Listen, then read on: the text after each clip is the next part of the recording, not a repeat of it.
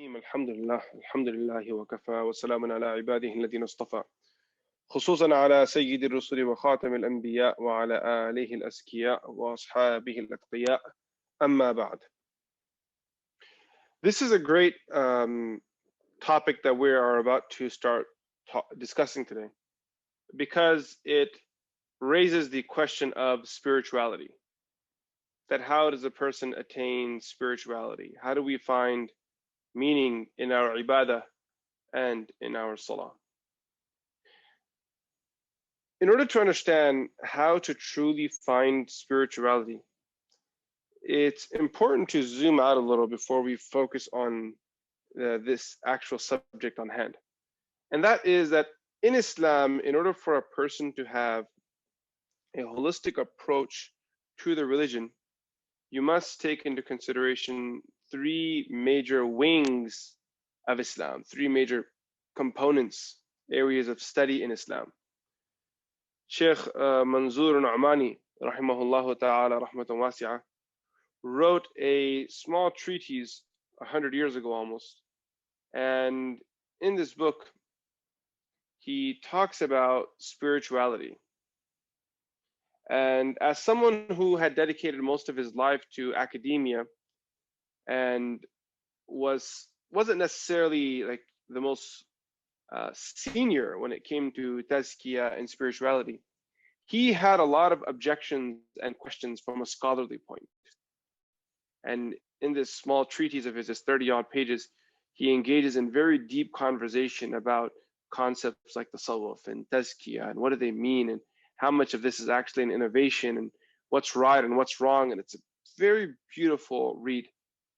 Now, one of the things that he mentions in there is that in order for your tasawwuf, tazkiyah, spirituality, whatever you're going to call it, in order for it to be complete, it must be a three-pronged approach. Three things must be there. If any of these three things are missing, whatever tazkiyah, tasawwuf, spirituality, tarbiyah you're doing is most likely garbage. You have to have three things. The first thing he says is proper aqidah. Because if you claim to gain spirituality while your belief system is flawed, you're playing jokes with yourself. You're experiencing feelings, but as far as true spirituality goes, something that brings to you the pleasure of Allah, makes you one who inherits paradise, makes you a friend of Allah, you're far from the target. Someone who has spirituality without sound theology, you can call them a Buddhist, you can call them a monk of some sort, but not a true Muslim. Because in Islam, the religion and its tenets, its belief system is very important. Islam takes pride over its monotheism, and there is no faith on the face of this earth that can ever rival the monotheism of Islam. And that's not just a slogan, it's a fact, right? It's a fact. But now if you flip it around, if someone just focuses on their theology without focusing on spirituality, we have another problem. Because the problem there will be that you'll have people who are philosophers and masters in logic. They know their theory, but without spirituality, what good is your theology? And I think this is one of the biggest problems with studying theology, or philosophy for that matter, is that you're trying to crack open some of the most intricate, complicated formulas of the world, some of the most intricate and complicated locks to the world. But the issue is that the center of the discussion from a theological perspective is God. So you're trying to understand intricate issues about Allah subhanahu wa ta'ala, and unless you have tazkiyah, spirituality, a part of that equation, it usually doesn't end well, right? So if I try to talk about why there is pain in the world without having a relationship with Allah, without having a spiritual bond with Allah, without taking that theological, philosophical discussion and placing it within a spiritual paradigm, it's going to be a hot mess. And that's why whenever I teach aqidah or Islamic theology, I make it a point to ensure that the student is spiritually ready to take that class on. They understand.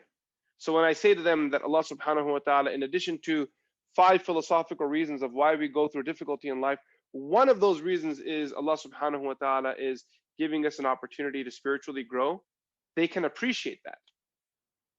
And that's actually a central part of this whole discussion. And that's how Nabi sallallahu alayhi wa sallam presented it.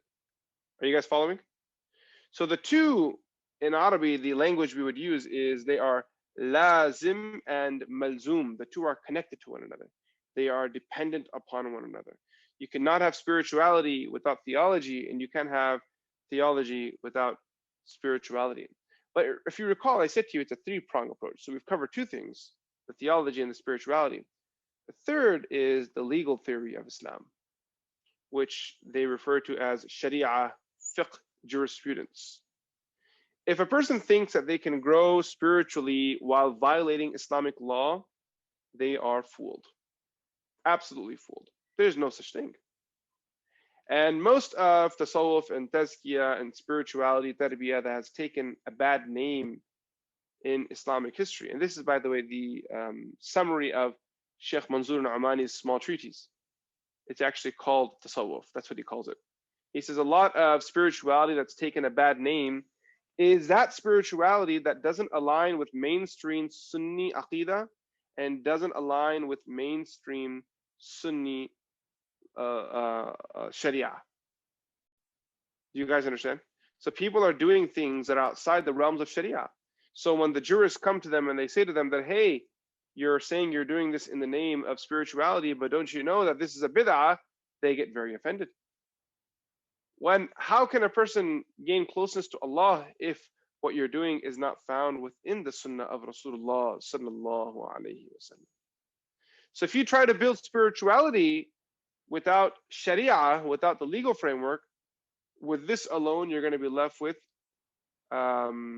deviation and misguidance, innovation. That's what you'll have. A lot of innovation.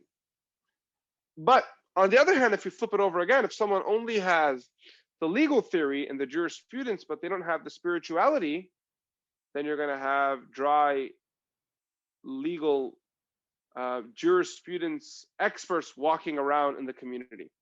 And there's nothing that's more of a buzzkill than that.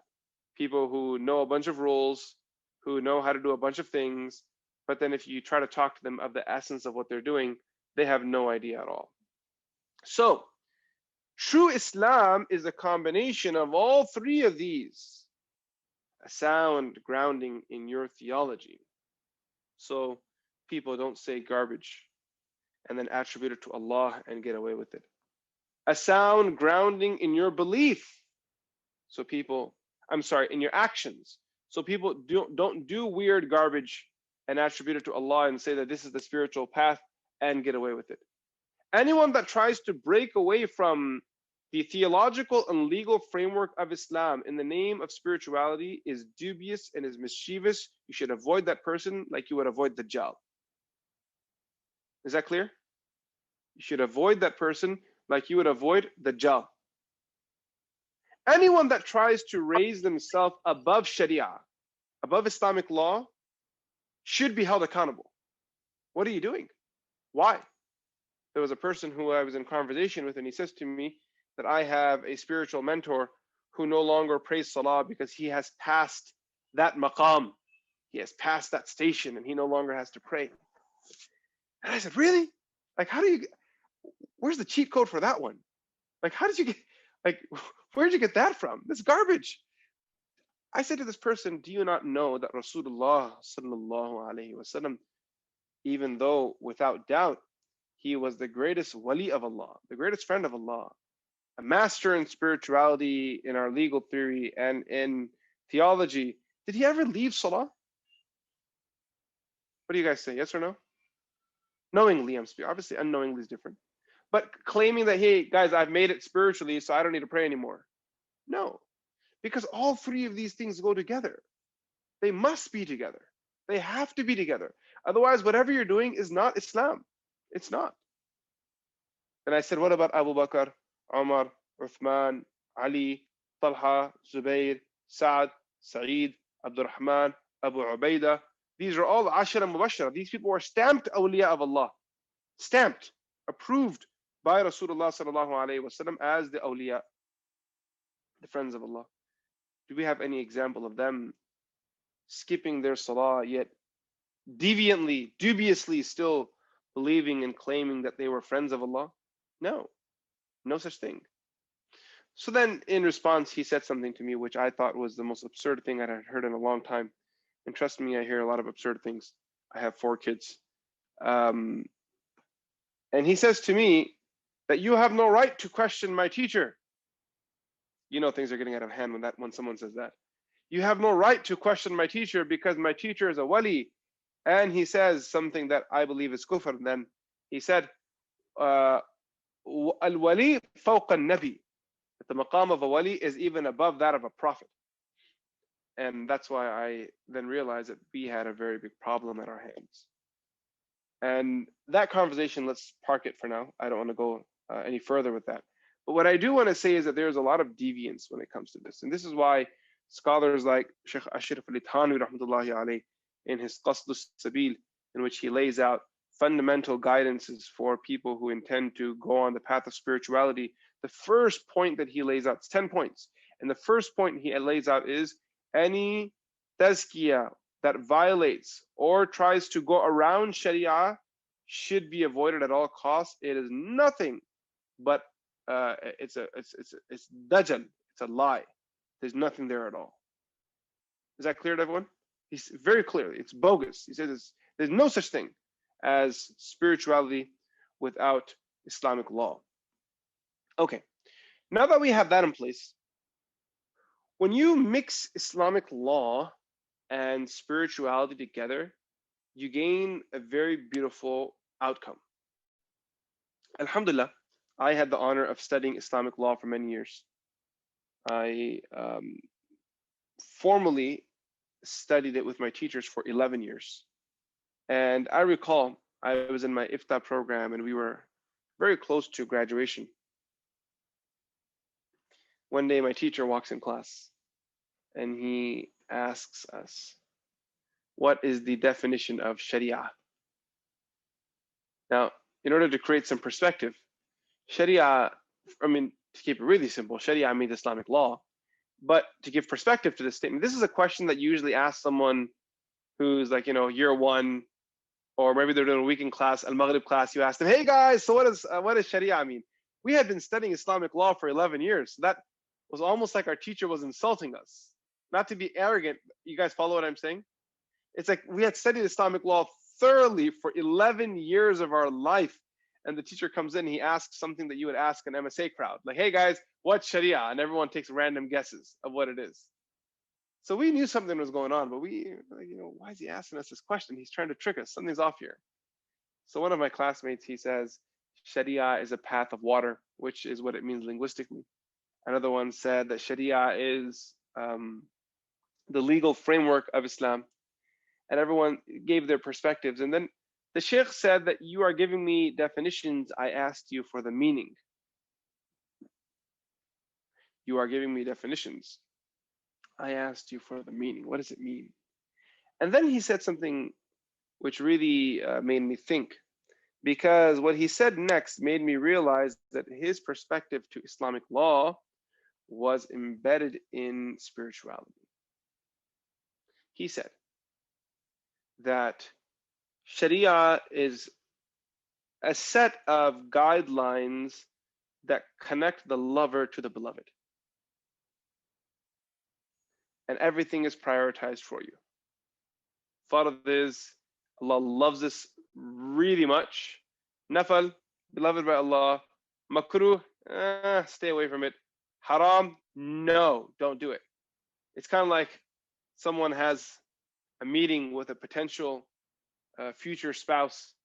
So someone who knows the other person says to you, hey, that family, they don't like people who wear red. That's like your haram zone. Don't do it. This is what Allah doesn't like. Nabi Sallallahu Alaihi Wasallam tells us, hey, this is a cheat. If I may rephrase his statement, I think it to be the cheat code, the cheat book of how we can fall in love with Allah successfully with no hiccups. Just do what Rasulullah Sallallahu Alaihi Wasallam did. That's what Sharia is. And the reason why reading Sharia in this way is important is because it goes from being a burden chore to then something that you enjoy and something you like. You understand, Abdul Ghaffar? When I tell Abdul Ghaffar, you have to pray Salah, as soon as someone says have to, many of us kind of cringe, like, I don't want to have to do anything. But when we say you have to love Rasulullah sallallahu alaihi wasallam to be a complete Muslim, you have to pray Salah, you have to take your ibadah seriously in order to grow spiritually. When we say have to, no one here is a judge or a police officer that we're gonna, execute you or imprison you for not listening to us. Rather, what we mean by this is if you take your relationship with Allah seriously, this must be done. You're gonna need to do it. Not doing this, like, if I said someone came to me and said, "Hey, Mufti Kamani, I wanna learn how to fight jujitsu," and I said to that person, "Okay, well, in order to do jujitsu, you need to come to class every day." If that person doesn't come to class, they're not going to learn jujitsu. Y'all follow? So if you want to be a good Muslim, if you want to build a ta'alluq and a relationship with Allah, you must pray Salah. If you don't, you have to answer to Allah on the Day of Judgment, first and foremost. But secondly, that whole dream that you have that I'm about to build a special connection with Allah, it's nothing more than that. It's just a dream. It's delusion. Right? You have to build that ta'alluq. Now, is it possible that Allah subhanahu wa ta'ala can grant someone friendship even though they don't pray Salah? Everything's possible. We know of the lady who committed zina and the Hadith of Bukhari and gave water to a dog and earned Jannah. Right? Do we have that narration, folks? But these are exceptions, my friends. These are exceptions.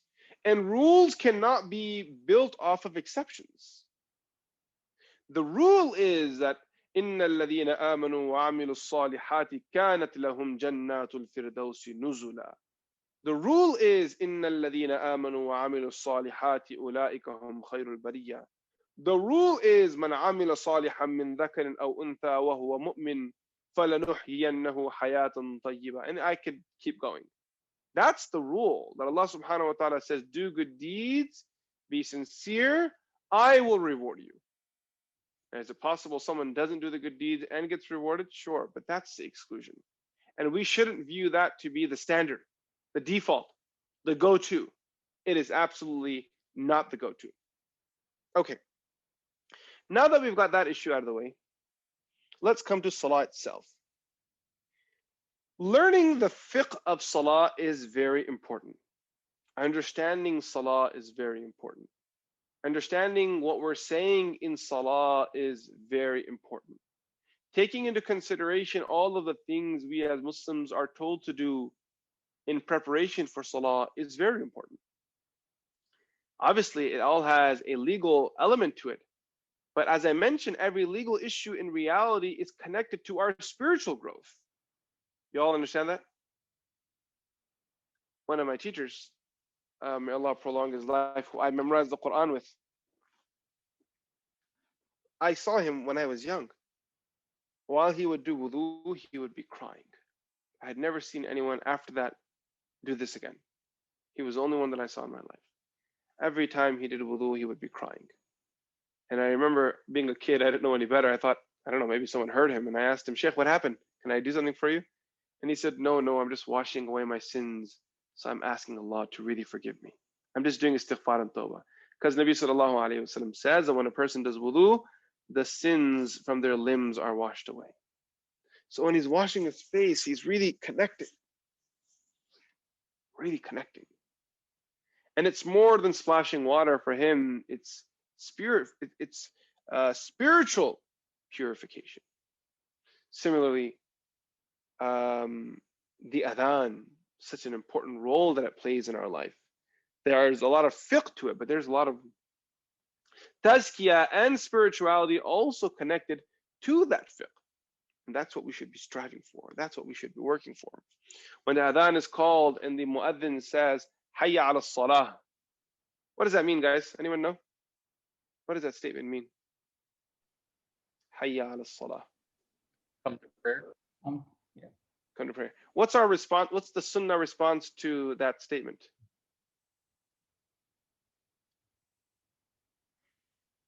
When the muadhin says hayya ala salah and you hear it, what is the recommended response to that? لا حول ولا قوة إلا بالله. La hawla wa la quwwata illa billah. What does that mean? Nothing happens without the will of Allah, roughly. Okay, that'll do. So why are we saying nothing happens without the will of Allah when someone is saying come to prayer? What's the connection between these two?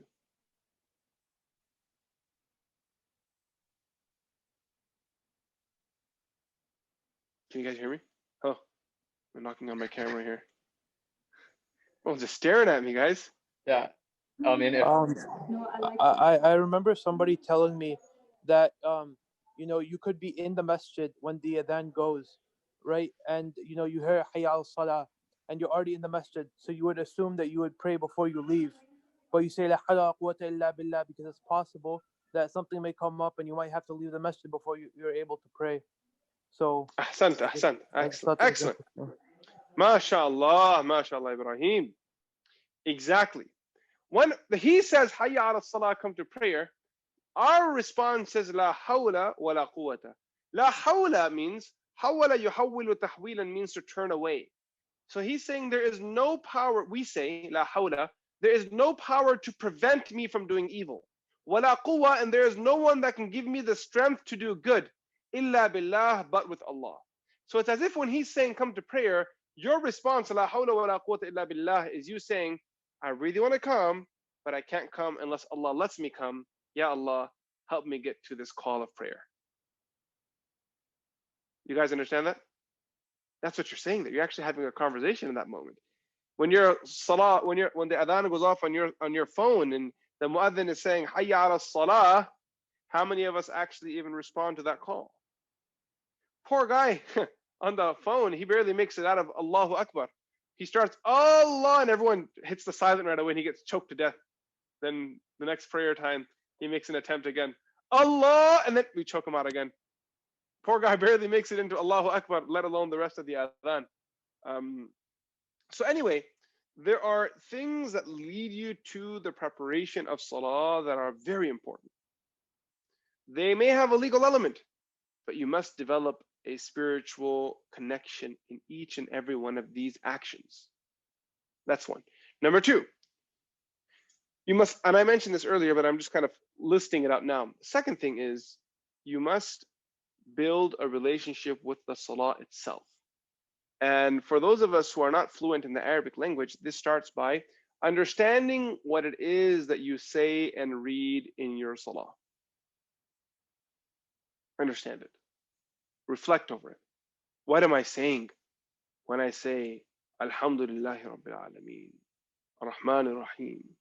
Rasulullah sallallahu alayhi wasallam tells us that Surah Fatiha in reality is a conversation between the servant and his master, Allah Azza wa Jal. And the whole purpose of salah is for you to go into sajda.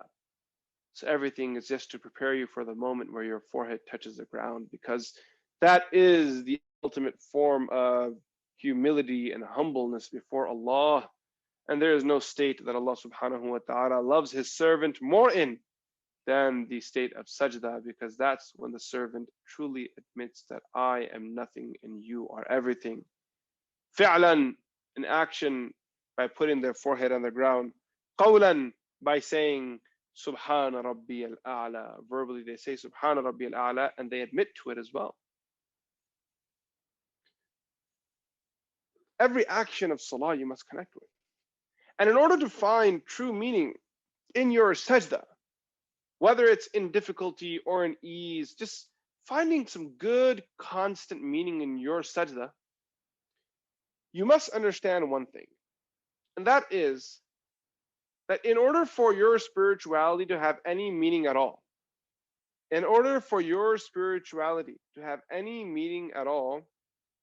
there's one realization that you must come to, and it is a reality that you must accept.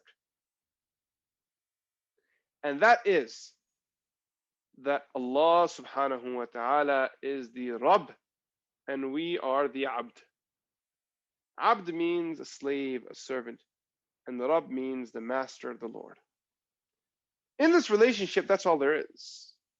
We are nothing, He is everything. Our Lord says, in return we do. Allah subhanahu wa ta'ala commands us, we accept it. And I know that's very hard on the ego, very, very hard. People don't like being called slaves or servants, but that's the relationship that we have with Allah. And the true friends of Allah, the true awliya of Allah, are those people who are able to understand this reality. The one who understands this reality to the furthest degree will be beyond anyone else in spirituality that is behind them in this understanding. Therefore, the people who understood the lesson of ubudiyah the most, without doubt, were the servants of Allah, the prophets of Allah. Therefore, when a person accepts Islam, they say, وَأَشْهَدُ أَنَّ مُحَمَّدًا عَبْدُهُ وَرَسُولُهُ. Because the maqam of ubudiyah is even above that of risala. You cannot have risala without ubudiyah. You can't be a prophet if you don't have the lesson of ubudiyah. And in ubudiyah, it means the understanding that you are nothing more than a servant, a slave in front of Allah. That's what I am. And you can only understand what kind of a slave you are or how your posture should be in front of your Allah by understanding the opposite of ubudiyah. And the opposite of ubudiyah, in Arabic we call it rububiyyah. What is it called? What is it called, guys? Rububiyyah. Understanding and appreciating who your Rabb is, who your Allah is. And that's why all through Salah, if someone asks me what is Salah about, should I tell you what I think it is? It's all about the Rabb. Alhamdulillahi Rabbil Alameen. Subhana Rabbi al-Azim. Rabbana wa lakal hamd. Subhana Rabbi al-A'la. You guys see that? All the postures are just stamped with Rabb, Rabb, Rabb, Rabb, Rabb. Because the moment the servant understands who their Rabb is, will also be the moment that they understand who the Abd is. And when the Abd and Rabb is clearly understood by the servant, meaning and depth will open up in your heart. So this right here, my friends, is the path. And I pray that Allah subhanahu wa ta'ala grants us all tawfiq and gives us the ability to understand and appreciate what we've covered here today. If anyone has any questions, I'll open it up for Q&A now.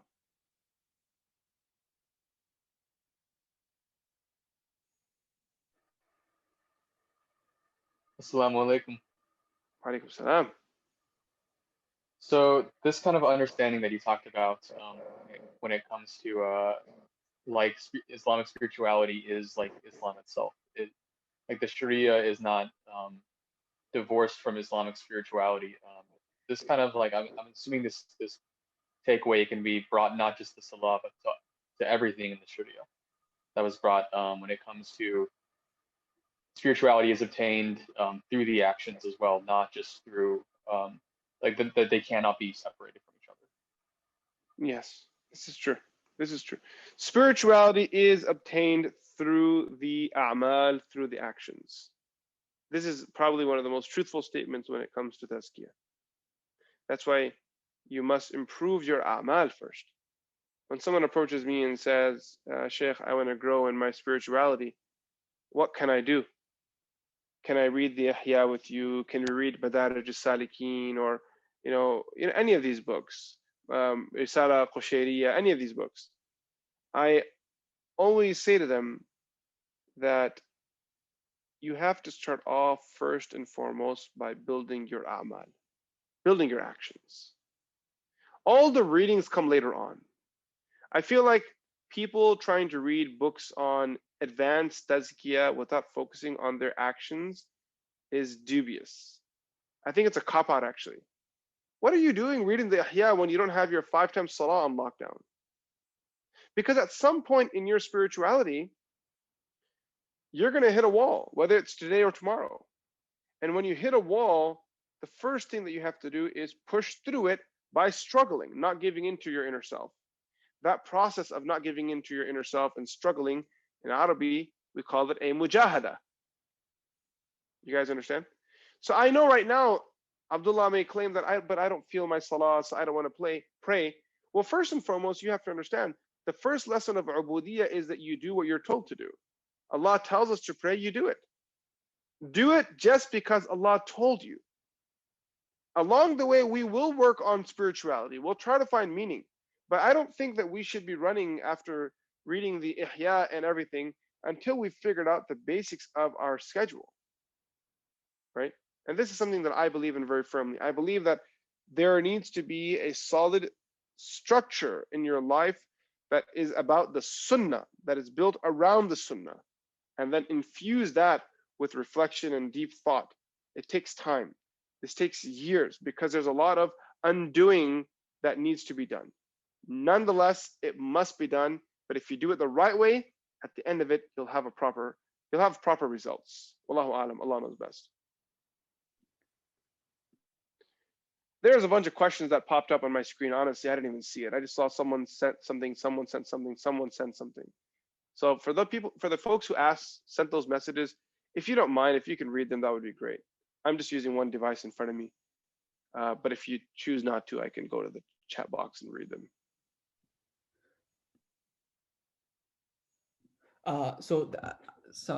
Two people sent me 2 questions. So I can read them first, inshallah.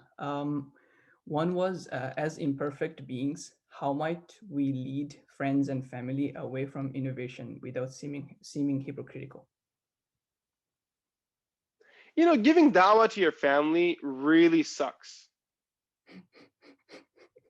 Because no matter how much you try, they're just going to view you to be self-righteous.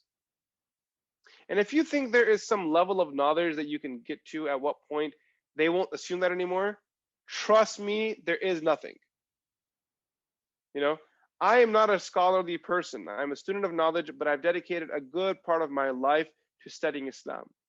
Alhamdulillah, and I say this by the mercy of Allah, at this point in my life, I have dedicated 27 years of my life to studying.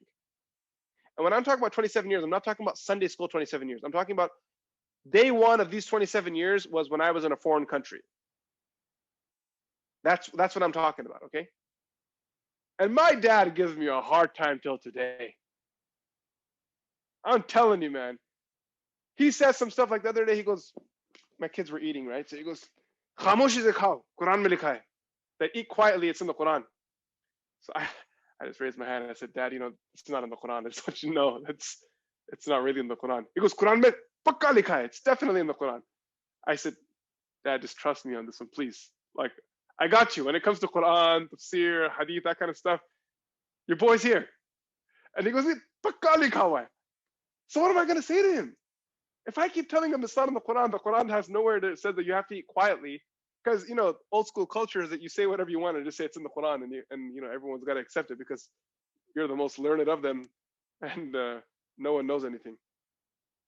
So I just wanted to start off by saying that, look, when it comes to teaching your family, it's hard. It's really hard. How do you come off as not being self-righteous?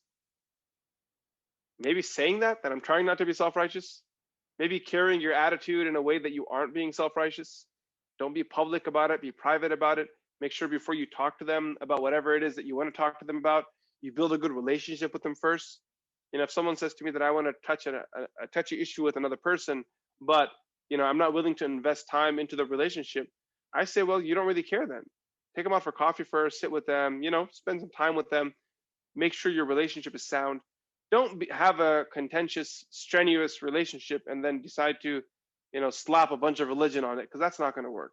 If you all feel what I'm saying, you know. But if you figure it out, guys, message me too. I'm in line with this one. You know, understanding human beings is not easy. It's really difficult. I actually spoke to my students the other day, and I was talking about one of the most important skills of being imam. And I was saying to them that as days pass by, I am becoming more and more convinced that successful imam needs less fiqh and more human psychology. Because understanding human beings is like the key to it all. It's a key to it all. Understanding how human beings work.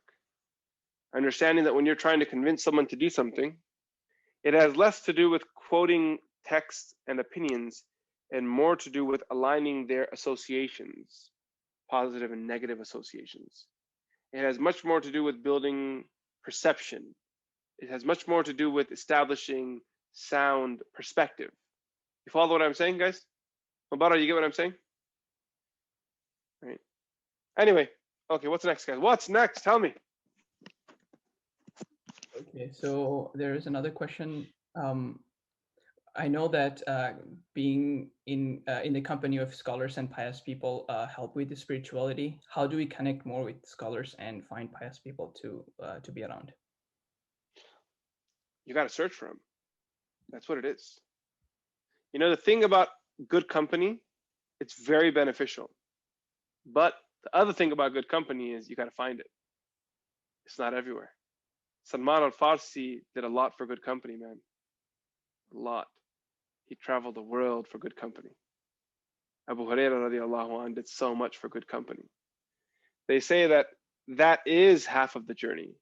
And if Allah subhanahu wa ta'ala has blessed you with people who you view as a positive influence on you, people who you think jibe with you, they get you, they talk to you, they speak to you, they understand your context, they speak your language. You know, if you find someone like that locally, you are very blessed, because there are people in this world who don't find that. And it really sucks to say many of them spend their life searching for it, but they don't find it. And if you're looking for it and you don't find it, you got to travel. You got to travel. I mean, that's the journey, right? There's no, what do you want me to say? Like, go get a vanilla ice cream from Baskin Robbins and everything will be okay? No, that's not how it works. You got to travel for it.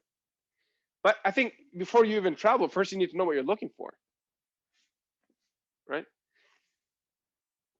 In his book, Sheikh Manzoor al-Albani, the one that I referenced earlier, at the end of it, he lists out some awsaf of a good murabbi and sheikh. He lists out some awsaf there. You can find the book and check it yourself. It's just called Tasawwuf. That's all it's called. And there are other ulama who have written on this too. I think, you know, as long as someone that you're looking for is a person of knowledge in the deen, has studied Sharia, that person isn't self-centered, they're not trying to make money off you, not trying to build a name off you, they're not cliquey. Have you guys seen that show on Netflix about Scientology? Oh goodness, it's crazy. It's crazy. It's called Scientology, if I'm right. I think it's just called Scientology. Gosh, it's crazy. I kid you not. Asking for a friend, yeah, right. I'll tell you this, man. When I saw that, my wife was with me too. We watched one episode yesterday, and I thought to myself, this is freaky stuff, man. These guys in Scientology are like the biggest freaks that are out there. It's crazy mind manipulation stuff. You know, talking about cliques and manipulation and how they belittle people. Yeah, the Leah Remini one, that's the one. Scientology in the Aftermath, that's what it's called. Sumra, that's the one. It's crazy. You can't believe something like this is happening in America. You cannot believe it.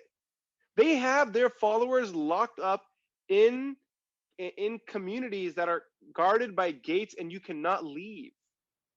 You can't leave. They belittle human beings and torture them psychologically, so they view themselves as inferior and listen to their superiors. The head, I forgot the guy's name, he walks around punching people. He makes them attend executive meetings. These guys are adult men, white dudes wearing suits, sitting in a meeting with a white plate around their face, that with eyes cut out and a sad face, and the guy has to sit there holding this throughout the whole meeting. I watched an episode yesterday where the lady, that's the only one I've ever seen actually, I only saw that one, where she says that she escaped from the Scientology, I think it's called the Gold Base, the one that's in Hollywood. She escaped from there in the trunk of a visitor. She's like a 30, 40-year-old woman. She had to hide into someone's trunk and get out of there. And she thought that she was going to get busted because the guards checked the car 2 times, but luckily they didn't see her, or they didn't ask to pop the trunk open. That's some crazy stuff right there. And I'm telling you, that kind of weird stuff exists in the Muslim Ummah. This is why people don't like the Salaf. This is why they don't like Tazkiyah, because there's a lot of abuse going on. Go back home, I'm talking about back home from the subcontinent, and you have these dudes that are, abusing people for their money. They're ripping them off. They're feeding them garbage. They're sexually abusing women, sexually abusing children under the guise of spirituality. So there's a lot of crooks out there, guys, a lot of crooks. And the worst crooks are those who steal in the name of God, because they're preying on the vulnerable, the sincere. So finding a teacher is a part of the journey. It's actually a good chunk of it. May Allah grant us all with good companionship, good friendship, good people. That's what you want. Even when you get married, you want to find good people. You don't want to get caught with someone who's a jerk, man. Oh, your life's going to suck. You want to find someone who's good, someone who cares about Allah, someone who has good character, someone that's loyal, good companionship. You find the right person, you'll smile every day. You'll be happy. You find the wrong person, you'll cry every day, and you will increase the stock of Kleenex. You'll give them a lot of profit. There's a lot of pain in the Ummah, my friends, a lot of pain. May Allah subhanahu wa ta'ala heal the hearts of those that are in pain. Okay, folks, what is going on? What time is it? Oh, it's 7:46. Let's do one last question, then we'll call it a night. Bismillah. Okay, last question is how to find meaning in prayer when you feel that Allah may be displeased with you. Well, if you want to find meaning in prayer while your relationship with Allah needs repair, you need to do that first. Do you understand? Like, you can't force the sajda while your relationship with Allah is strained. And if you ask me, how do I repair a negative thought that's in my mind that maybe Allah is angry at me, that's a lecture. I can't answer it in one sentence. Anything I'd say would be partial and would be incomplete. I just don't want to try. What I would say is that you should reach out to a local imam and talk to someone. Reach out to a local scholar and talk to them, because there's a lot of therapy that needs to occur and a lot of unraveling. A lot. That's a class level 100 shaitani whisper. Level 100. God hates you. And you can't move forward until you deal with that knot. You have to open that knot. But anyway, guys, that's a different topic and a different discussion in itself. I really appreciate y'all for being here today with me. I'm happy that I got the chance to be with you all. It makes me very happy and brings much joy. One thing for COVID that's been awesome for me is that I've been able to connect with MSAs again. I haven't spent time with MSAs in so many years. So being able to spend the evening with you all, talking with you all. I really wish there were more people that had their cameras on. I honestly feel like I spoke to 6 people today. And I'm not joking, I'm honest. I feel like I spoke to 6 people today. So for those of you who didn't feel comfortable putting their cameras on, consider it next time. It brings joy to the speaker. It makes them feel like they're talking to people, not looking at blank screens. It kills the vibe. You know what I'm saying? Like, I honestly feel like I talked to 6 people today, and number 7 just jumped in. Oh gosh, 8, 9. This is getting intense. Getting intense. See, you guys, why did you guys do that from the beginning? Why? That would have brought me so much. Look, let me tell you. Okay. And now it's getting crazy. Abdullah Amin Keels, that man right there, he's been on his camera all the way through. It changed 3 locations, but always had his camera on. He shot it from one part of wherever he was, went to a second part of wherever he was, and now he's in this third part of wherever he is. But I got to give it to him. He kept his camera on. Feels good, guys. Feels good to see the people that you're talking to, you know? But anyway, folks, may Allah subhanahu wa ta'ala keep you all happy and grant barakah. Wa sallallahu ta'ala ala sayyidina Muhammad. Assalamu alaikum wa rahmatullahi ta'ala wa barakatuh.